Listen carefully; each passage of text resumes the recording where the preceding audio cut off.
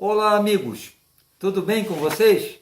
Passando aqui para falar um pouco de psicologia.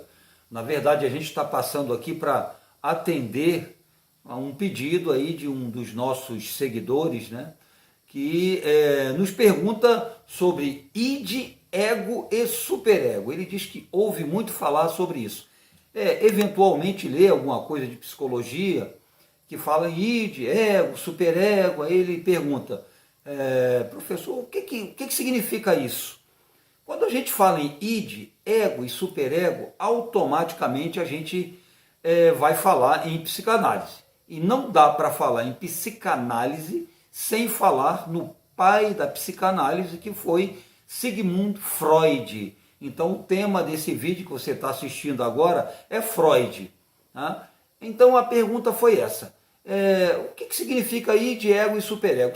Foram expressões cunhadas na realidade por Freud. Né? Freud que é considerado, como a gente disse aqui, o pai da psicanálise. Ele teria criado a psicanálise a partir de estudos feitos com mulheres que tinham problema de histeria. A partir daí, ele desenvolveu um novo trabalho aí no campo da psicologia que foi revolucionário e acabou sendo conhecido como psicanálise. Então a pergunta foi essa. É interessante a gente colocar aqui que, assim, na minha opinião, Freud teve um papel determinante no século XIX, entre os grandes pensadores do século XIX. Eu coloco ele no mesmo patamar de Nietzsche e Karl Marx. Né? Nietzsche revolucionou muito com seus escritos, com seu trabalho filosófico e também psicológico, por que não dizer? Né? Ele revolucionou muito aqueles tabus relacionados com religião, com moral, aquela moral burguesa. Ele teve a coragem de bater de frente com aquilo tudo, fazendo uma crítica mordaz, implacável. Karl Marx, por sua vez, foi um crítico feroz aí do capitalismo, trouxe uma proposta revolucionária, né, que foi o socialismo, o comunismo. E eu diria que Freud completa essa trindade de pensadores revolucionários do século XIX, entre século XIX e século XX, porque ambos viveram nessa época. Freud revolucionou aqueles princípios cartesianos relacionados com o racionalismo. Descartes sempre desenvolveu aquela ideia do penso, logo existo, sempre valorizou muito a questão da razão, não é? Sempre deu ênfase ao racionalismo. E Freud ousou questionar isso aí. Né? Até que ponto a razão ela é preponderante na construção da personalidade das pessoas, né, do caráter das pessoas, do modo de ser das pessoas. Então Freud falava muito no inconsciente, quer dizer, uma esfera, uma instância separada da razão. Então ele confrontou razão e inconsciente. Aí ele procurou tentar provar que o nosso inconsciente, ele muitas vezes, ele tem um papel preponderante na construção da nossa personalidade, do nosso caráter, das nossas opiniões, enfim, do nosso modo de ser, do nosso ser, usando aqui uma expressão filosófica. Então, quando a gente fala em id, ego e superego, a gente está falando em três expressões cunhadas por Freud, né? Seriam três instâncias psíquicas. A gente pode definir assim, id, ego e superego como três instâncias psíquicas que determinam o nosso modo de ser, o nosso modo de agir, a nossa conduta moral no contexto social. Tá? Então, qual seria a diferença entre eles? Id, em primeiro lugar, o id. Então seria assim uma instância psíquica que estaria voltada extremamente para a busca do prazer. Aquela busca do prazer incontrolável, né? Aquela coisa que parece não ter um freio. Tá? Então isso seria o id. Né? Seria responsável pelo prazer. Eu digo aqui o prazer em todos os sentidos. Não apenas o prazer em termos de sexualidade. embora, é claro, a sexualidade tenha sido um tema muito abordado, né, por Freud, a gente sabe disso, né, todo mundo sabe disso, daí ele ter sido um cara tão polêmico. O superego, a outra instância que a gente está colocando aqui para vocês, na construção da psique humana, segundo Freud, seria o avesso do id. Seria aquela instância repressora, né? Aquela que está ali para reprimir todo e qualquer desejo, né? Digamos assim, sensação, ou interesse, ou ideia voltada para o desejo não socialmente aprovado. É bom que a gente coloque a coisa de uma maneira bastante clara. Então o superego, ele é repressor. Aí sobra o ego. Né? O que seria o ego? Como seria a instância conhecida como ego? O ego seria uma instância conciliadora. Ele buscava conciliar, ele busca, vamos colocar dessa maneira, né? Ele busca conciliar o id e o superego. Tá? Então ele procura assim estabelecer, passar para a gente, ele trabalha, né? Essa instância trabalha no sentido de estabelecer limites, talvez essa seja a melhor palavra, limites para os nossos desejos. Então vamos fazer aqui, né, é muito bom a gente usar exemplos aqui. Então, vamos pensar no id.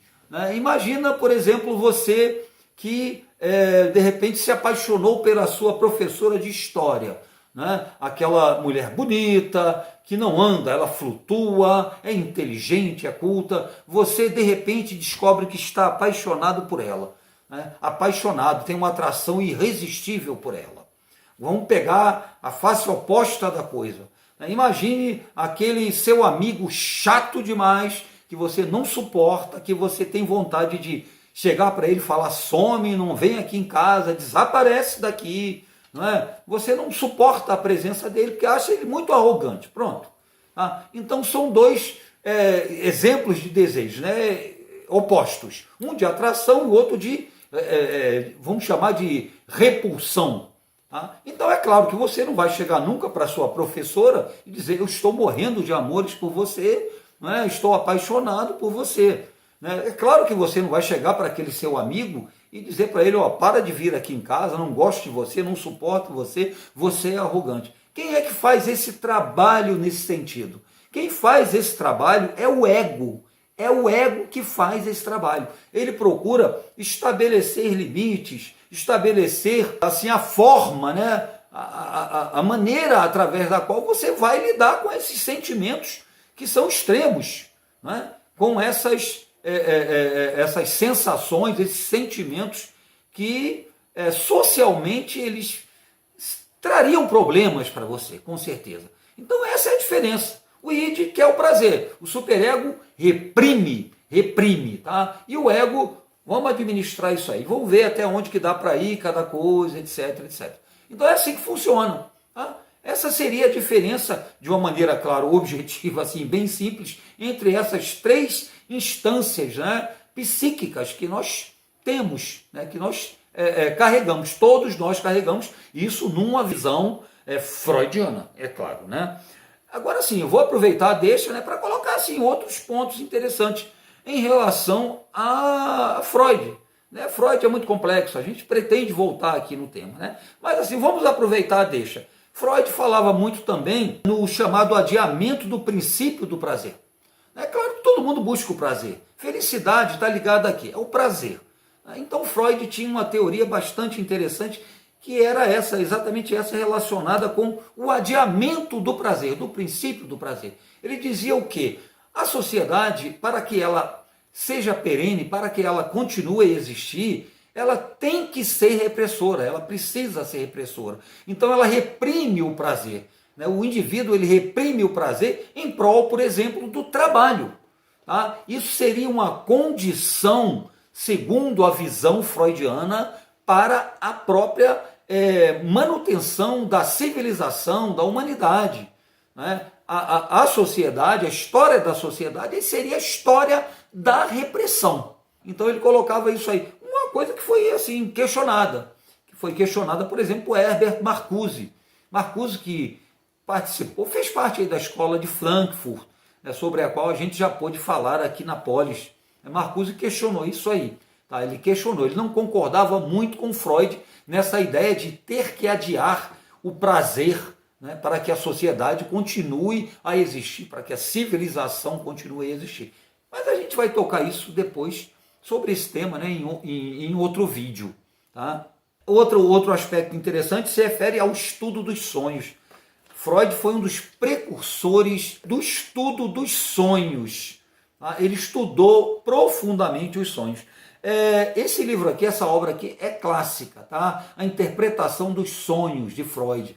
Ele colocava a questão dos sonhos, né, de que forma? Os sonhos seriam uma forma de realizar aqueles desejos reprimidos que nós temos, aquelas coisas, aqueles desejos incubados, né, que nós não podemos viabilizar, concretizar, né, na nossa vida em sociedade. Então os sonhos teriam esse papel.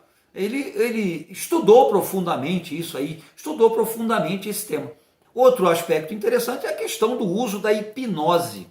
Né? O uso da hipnose, Freud usou isso aí. Ele foi um dos precursores no uso da hipnose para tratamentos de psicanálise. Quer dizer, a hipnose seria uma forma de mergulhar, né, nesse universo tão pessoal, né, tão indevassável que é o universo dos nossos sonhos. Então, o recurso à hipnose também foi uma coisa assim, freudiana. Né? Foi muito interessante isso aí. Para a época, foi muito revolucionário. Assim, e para concluir, a gente entende o quê? Né? O fato de Freud ter promovido esse confronto entre razão e inconsciente, a gente pode trocar até aqui a palavra inconsciente por razão e emoção. A gente fala muito isso. Razão e emoção. Né? Isso acabou alimentando debates posteriores que rendem até os dias de hoje. Tá? Assim, o que determina você, o que é mais, digamos assim, preponderante nas suas decisões? É a razão ou é o inconsciente? É a razão ou é a emoção? Hoje, alguns estudos falam que até mais de 90% das nossas decisões, elas são não motivadas pela razão. É aquela história da razão emocional, né? Ou inteligência, seria melhor colocar assim, inteligência emocional. Né? A razão de um lado e a emoção de outro. Inteligência emocional. Isso é um tema que tem sido muito abordado, esse pessoal que trabalha com autoajuda, né? A gente vê muito isso aí, fala-se muito em inteligência emocional. Tem até um livro interessante, vou indicar aqui também, né, que é do Antônio Damasio, um neurocientista português, radicado lá nos Estados Unidos. Ele escreveu O Erro de Descartes. Ele questiona essa supervalorização cartesiana, né, e procura demonstrar, através de mapeamento gráfico de áreas cerebrais, que o inconsciente, a emoção, ela muitas vezes traz resultados muito mais positivos, né, muito mais efetivos do que aqueles resultados extremamente racionais. Tá? Então é isso aí, tá bom?